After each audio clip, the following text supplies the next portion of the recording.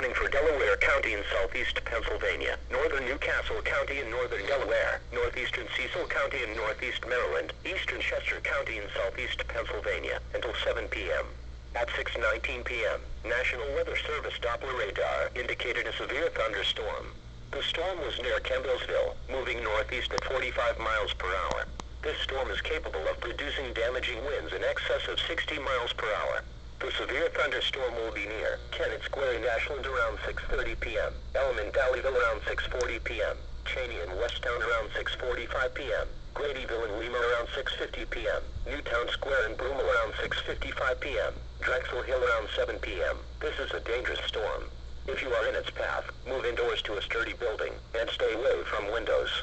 When it is safe to do so, report severe weather to local law enforcement, or to the National Weather Service. A severe thunderstorm watch remains in effect until 10 p.m. Thursday evening for Delaware, and northeastern Maryland and New Jersey and eastern Pennsylvania.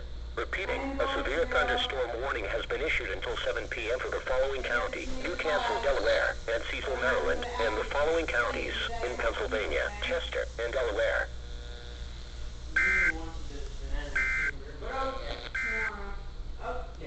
At 6 p.m.